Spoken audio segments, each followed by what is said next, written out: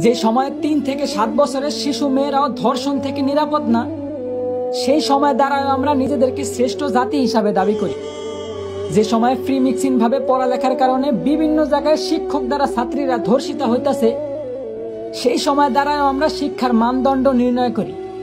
একদিকে দেশের মান্যগণ্য লোকেরা দেশের গরিবদের দিকে না তাকিয়ে বিলাসিতায় দিন কাটাইতেছে, ঠিক সেই সময় আমরা নির্লজ্জের মতো আবার দেশের রেমিটেন্স যোদ্ধা প্রবাসীদের নিয়ে সমালোচনা করি। হ্যাঁ, এই সময়ও দেশের প্রধানমন্ত্রী একজন মহিলা, কিন্তু তারপরেও দেশের মা বোনদের আমরা ধর্ষণ থেকে বাঁচাতে অসক্ষমতা প্রকাশ করি। বলি মুসলিম দেশে বিধর্মীরা হত্যাকাণ্ড চালায়, তার কোনো বিচার নাই। সংখ্যায় বেশি আর দেশটা মুসলমানদের হওয়া সত্ত্বেও প্রতিবাদ করার মতো কেউ নাই। আসলে আমি মনে করি কি ভাই, আমাদের দেশে ইসলামের পক্ষে সঠিক বিচারই নাই।